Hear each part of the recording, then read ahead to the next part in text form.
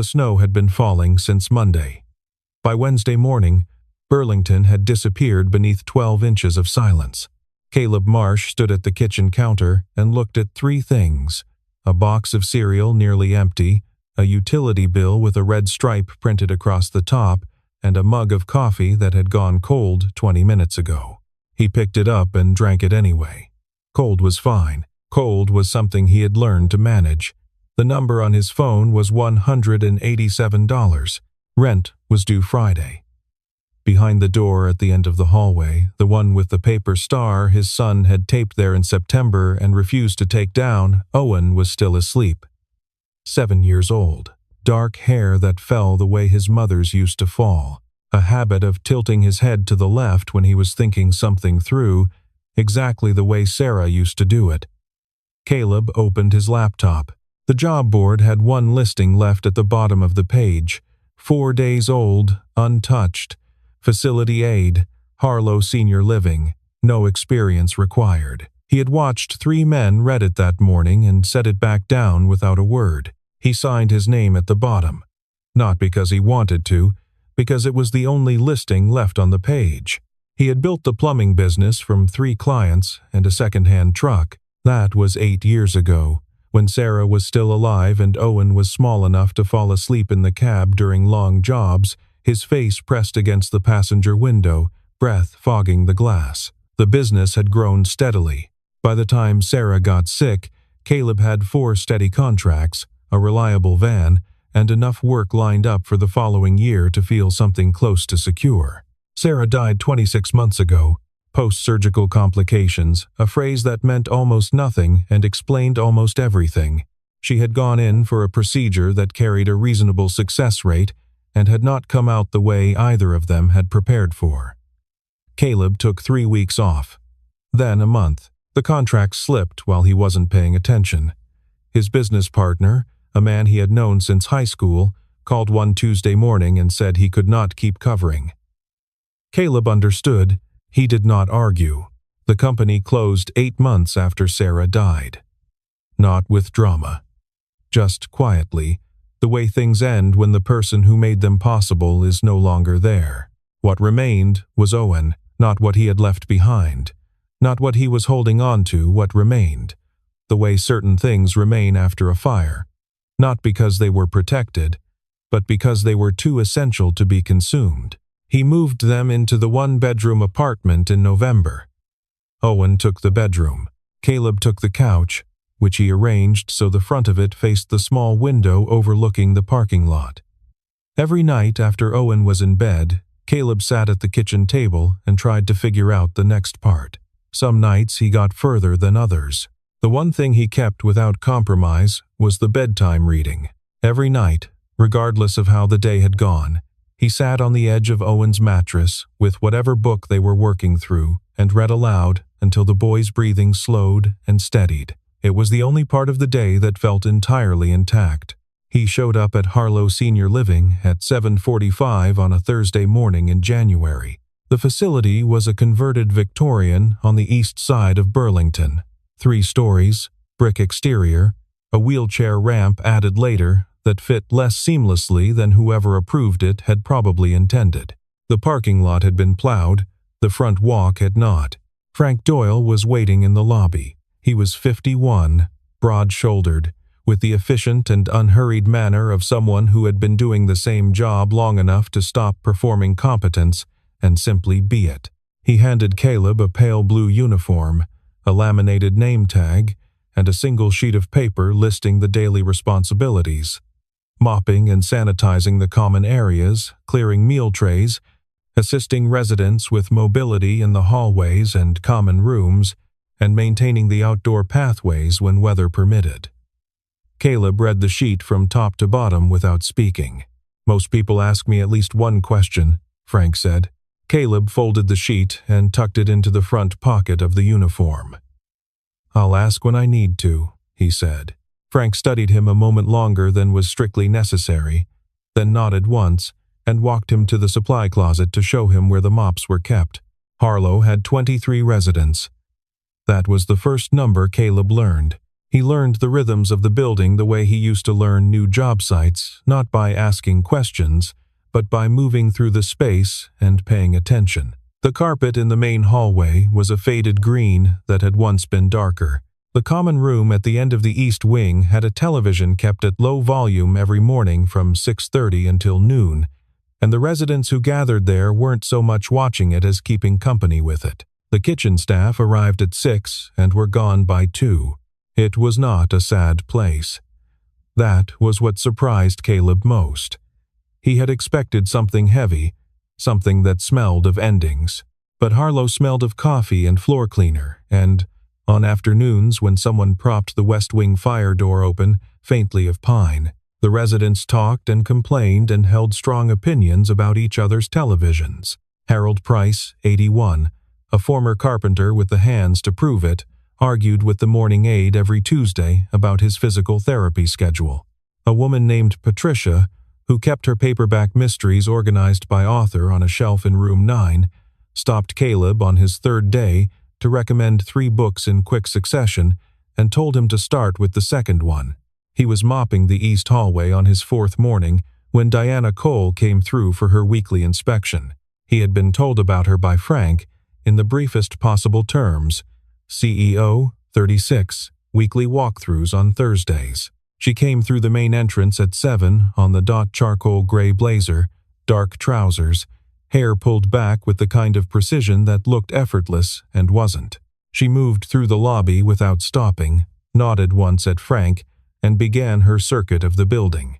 Caleb was working his way down the east hall when she turned the corner and came toward him. She was looking at the emergency lighting fixture above room 7, and then at the floor, and that was when she stopped. He was mopping in the wrong direction, pushing from the center outward toward the room doors rather than the reverse, which was the Harlo protocol. "You're pushing the contamination toward the rooms," she said. Not sharply, not unkindly. Simply accurately, the way someone states a fact that is worth knowing. He looked at what he was doing. She was correct. He shifted his grip on the mop and reversed direction without a word.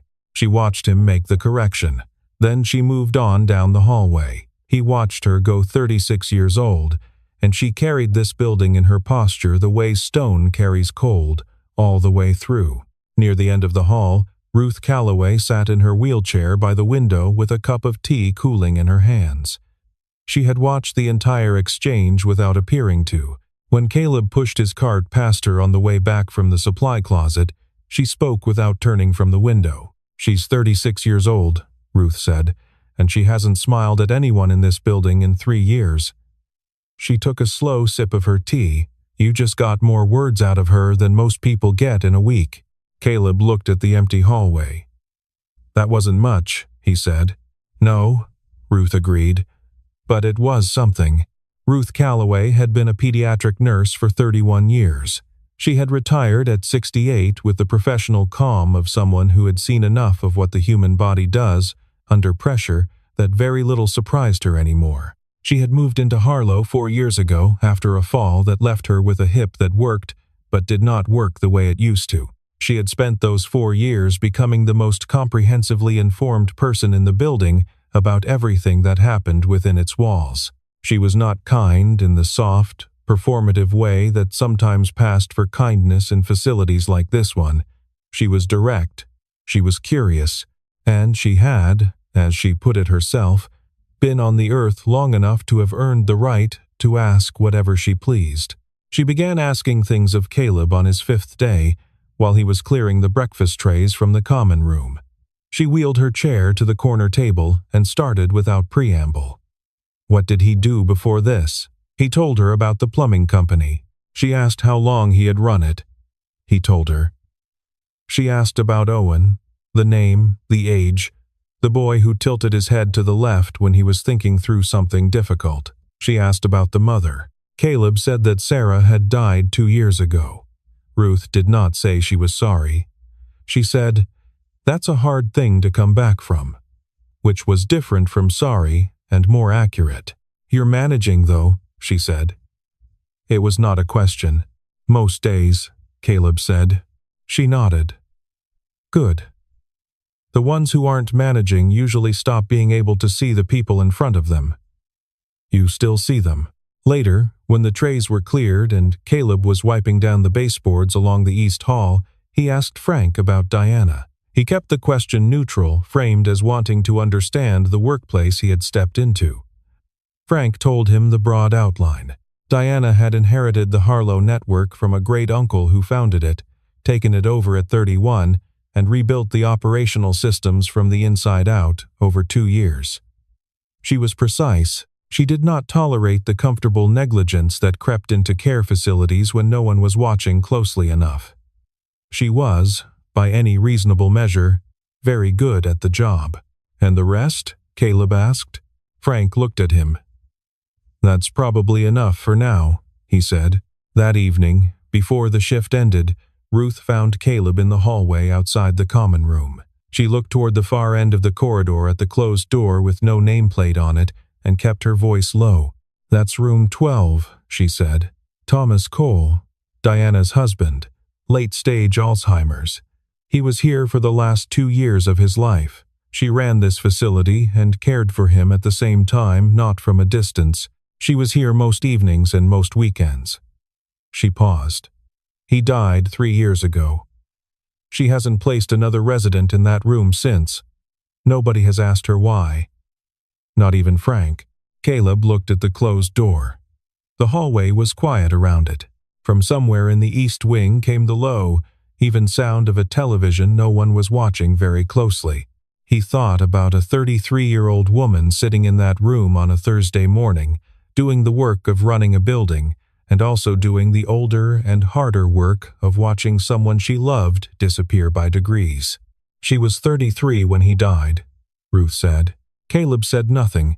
He looked at the closed door and the empty nameplate bracket beside it. Then he went to return his cart to the supply closet. Winter in Burlington settled into its rhythms, and Caleb settled into his. He had been at Harlo 3 weeks when Owen came home from school on a Tuesday with a quietness that was different from his usual quietness.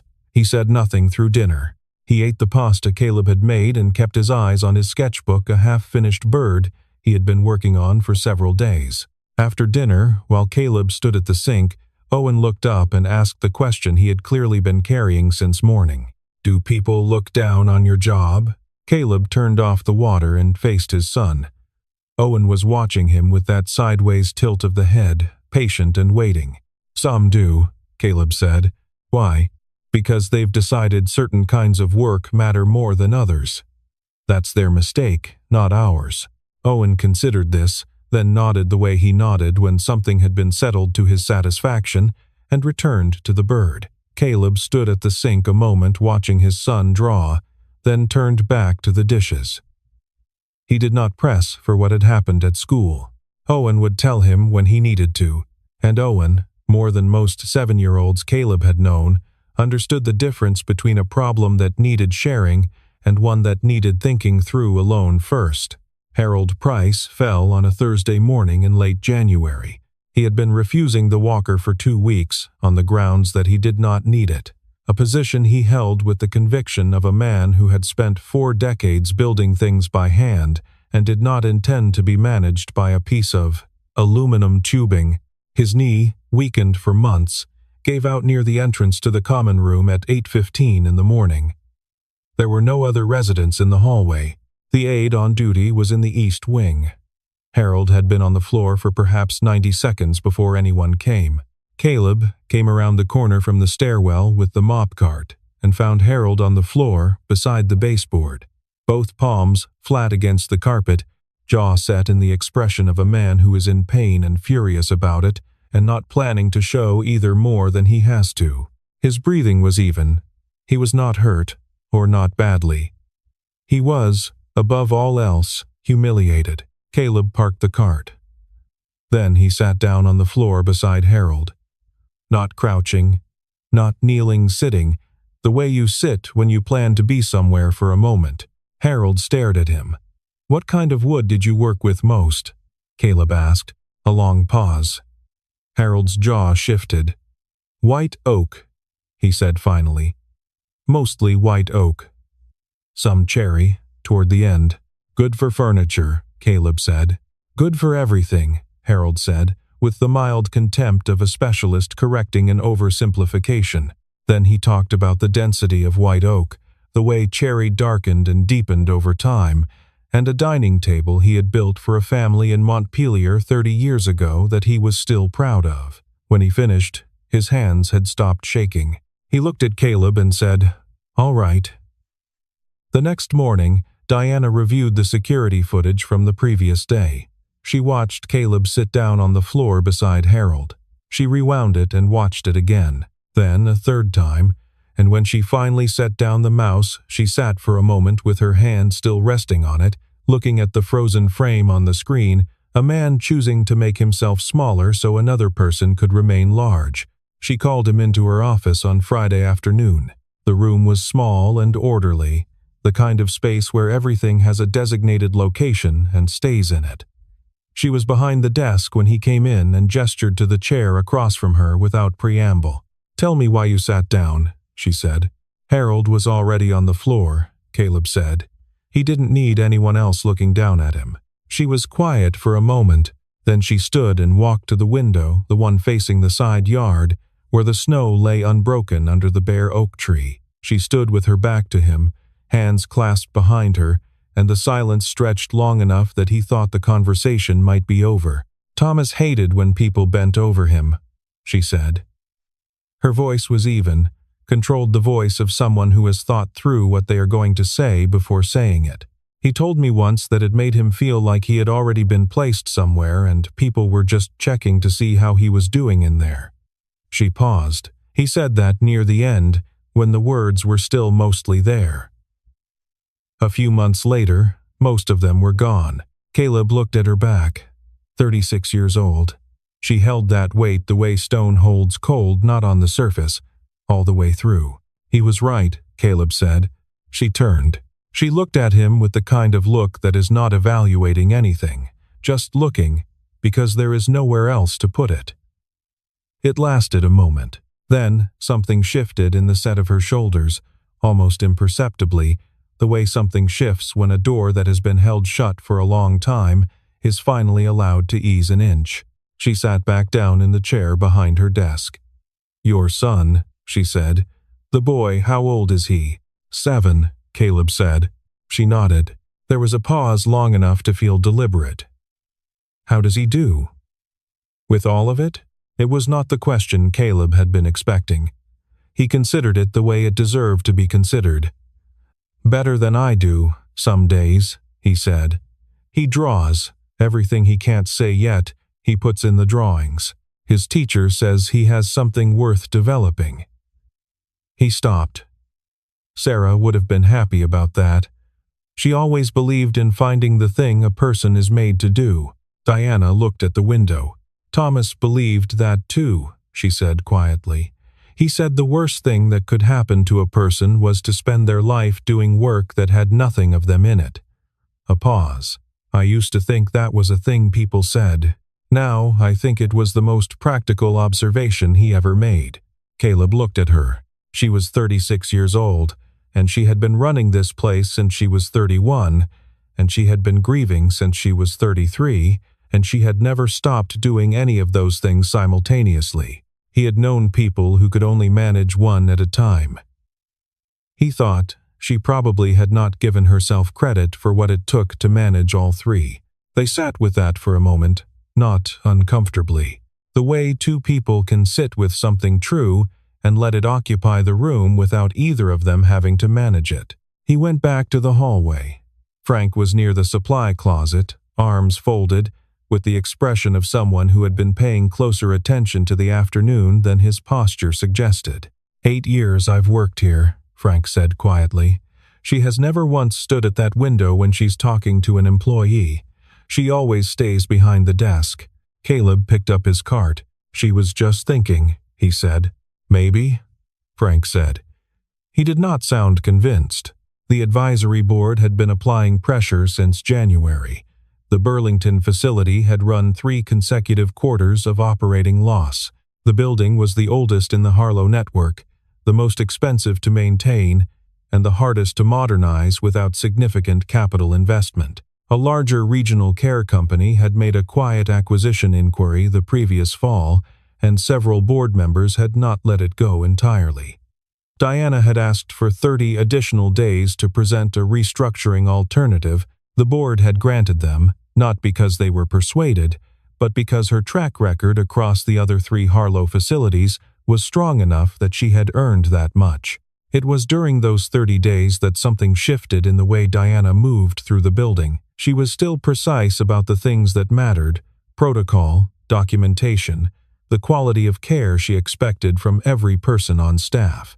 But she had begun to observe Caleb differently, not with the evaluating eye of management, but with something more considered and harder to categorize. He would look up from a task and find her paused in a doorway, not inspecting anything, just watching. He would mention to the evening nurse that Patricia in room 9 had said her feet were cold and needed an extra blanket, and later he would see Diana reviewing the shift notes with an expression that said she had read something she had not anticipated. He had learned the names of all 23 residents by the end of his 3rd week. He knew that Harold liked country music on the small radio by his bed. He knew that the man in room 6 preferred his blinds half open even in the deepest winter, and that the woman in room 15 grew anxious if the hallway outside her door stayed quiet for too long. These were not things he had been trained to notice. They were things that accumulated in the way all useful knowledge does, not through method, but through consistent, unhurried presence. There was also the matter of the morning reports. Caleb had started leaving brief handwritten notes in the shift communication log, not formal entries, just observations. The gentleman in room 3 had seemed agitated after his son's visit on Sunday and might benefit from a quieter activity in the morning. Mrs. Patricia had mentioned twice that she preferred chamomile to the standard tea option, but had not wanted to make a formal request. Small things. The kind of things that were easy to miss if you were moving through the building with your attention on systems rather than people. Diana had started reading those notes before she read anything else. Then, on a Thursday in the 3rd week of February, Diana found the application. She had gone into Frank's office for the East Wing maintenance log and pulled the wrong folder. Inside was Caleb's original application, the one Frank had filed at hire. The printed fields were completed in the standard way: basic cleaning and sanitation, physical stamina, reliable transportation. But along the left margin of the skills section, in handwriting that was small and even and unhurried, 2 lines had been added by hand. I know how to sit with people who are disappearing and make them feel like they're still here. She read it once. Then again. She set the folder down on Frank's desk and stood at the window above the radiator for a long time, and she thought about Thomas in the final months when the disease had taken most of the language, and what remained was something she could not always reach and sometimes could not bear to try. The school called on a Wednesday morning in late February. A water main had broken overnight under the parking lot.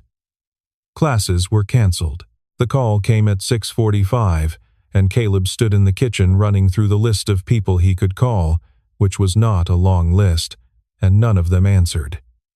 He called Frank at 7. Frank said he would check. The answer came back in 4 minutes. Bring the boy. Today only. Owen rode to Harlo with his sketchbook on his lap and his coat half unzipped. He did not ask where they were going.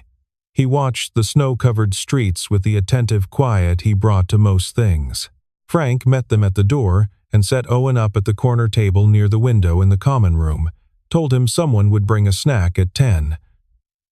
Owen said, "Thank you." Frank looked at the boy, looked at Caleb, and walked away without elaborating. Ruth found Owen within 8 minutes. Caleb heard her voice from halfway down the east hallway, unhurried and curious, asking what the boy was drawing. He kept working. Owen was finishing a sketch of the oak tree in the side yard. Bare branches, the weight of snow pressing on the lower limbs, a bird near the top that he had added from memory because there was not actually a bird in the tree at that moment. Ruth had rolled her chair to the corner table and was examining the page without asking permission. "You make the tree look like it knows something," she said. "Trees know things," Owen said. "They just can't tell you." Ruth looked at him. "Where did you learn that?" "My mom," he said. He turned to a new page and began sketching something else. Diana came through the common room at 8:45 on her morning walkthrough. She entered through the east door, checked the emergency exit light, noted something on her clipboard, and turned to leave. Then she stopped. Owen had started a new drawing. Ruth sat beside him at the corner table, watching with the particular stillness she reserved for things that genuinely interested her. The new drawing was of Diana standing in the east doorway, the light from the hallway behind her outlining her shape against the frame. Diana did not move. She stood in the doorway and watched the boy work. Owen glanced up once, not to check whether she was watching, just to look the way he looked at the oak tree before committing it to the page, and then returned to his sketchbook. She did not step inside. She did not leave.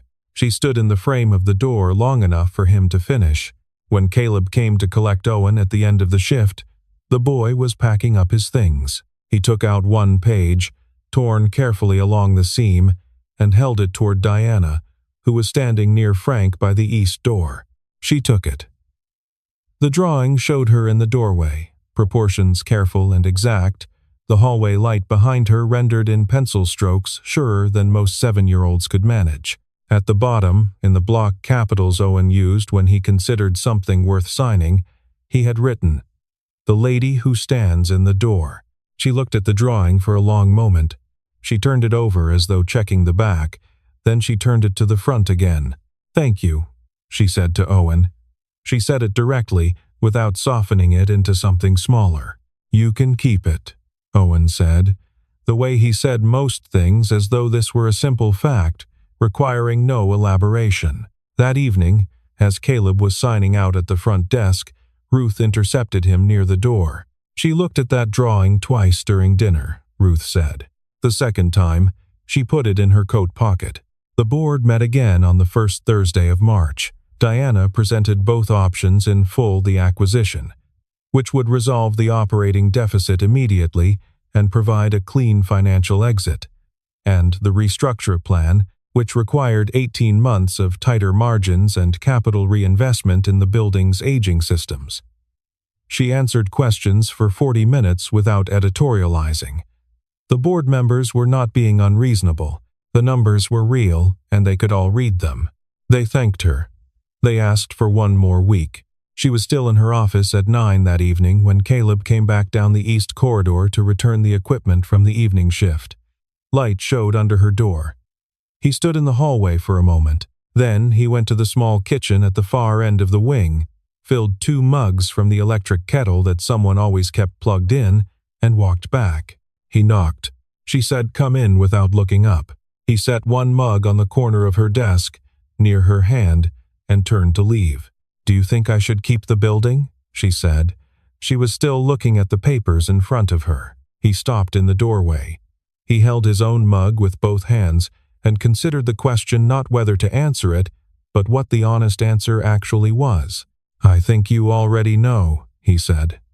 "I think you're waiting to see if someone will give you permission."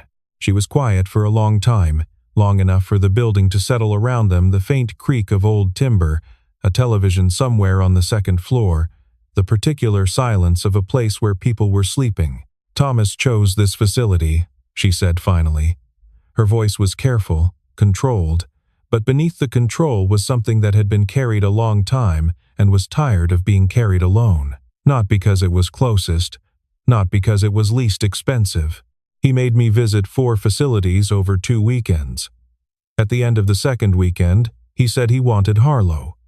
She paused. I asked him why. He said it felt like a place where people still mattered. Caleb stepped inside and sat down in the chair across from her. He wrapped both hands around his mug. "I took this job because my account had $187 in it, and rent was due Friday," he said. "I'm not telling you that because it's interesting. I'm telling you because you've been honest with me, and it seemed like the fair thing to do in return." Diana looked at him across the desk. She held his gaze for a moment without speaking. "My wife's name was Sarah," he continued. "She died 2 years ago. Owen was 5.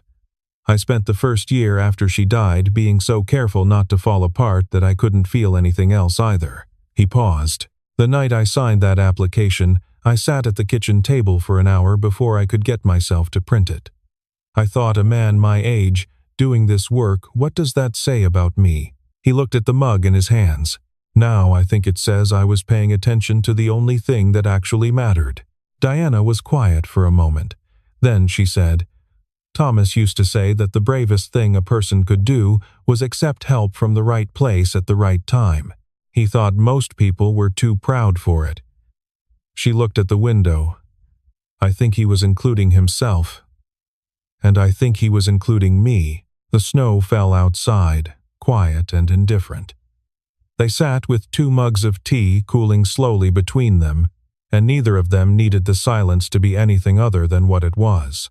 Diana returned to the board the following Wednesday with a revised proposal. She had spent 4 days building a supplemental analysis that set aside operating margins and looked at something harder to quantify: average length of stay, 3 years of family survey responses, the ratio of documented complaints to compliments, and discharge outcomes for residents who transitioned from Harlo compared with those who moved to larger chain facilities. She pulled complete records for all 23 current residents and cross-referenced them against state-level data. Then she presented everything: the numbers supporting the acquisition, the numbers supporting restructuring, and a third set that told the story of what Harlo was actually doing for the people who lived inside it, measured not in operating margin, but in something that did not appear on any balance sheet. She had been a CEO long enough to know that this board responded to data, and she had brought them data. But she had also been at Harlo long enough to know that the data was not the point. It was the evidence that cleared the way for the point. 6 of the 9 board members voted to retain the Burlington facility. Afterward, Diana walked down from the conference room to the main corridor, where Caleb was finishing the last section of floor on the east wing. She stopped when she reached him. He was the last person still working in the building. He had not known when the meeting would end, and so he had simply kept working until it did. "The board voted to maintain the Burlington facility," she said. He nodded. "Good." She looked at him for a moment. "I want to discuss a position I've been considering." She described it briefly, a role centered on resident experience, on the connective work that fell between clinical care and facility management, the kind of work she had been watching him perform for 2 months without a title or a job description. Someone whose primary qualification was knowing how to be present in the way that presence actually helped. The kind of person who left handwritten notes in the shift log about things no protocol required anyone to notice. "Are you offering this because I've earned it?" Caleb said, "or because you feel like you owe me something?" She looked at him without hesitation. "I'm 36 years old and I run 4 facilities. I don't make staffing decisions based on obligation. I make them based on evidence." He held her gaze. Then he nodded.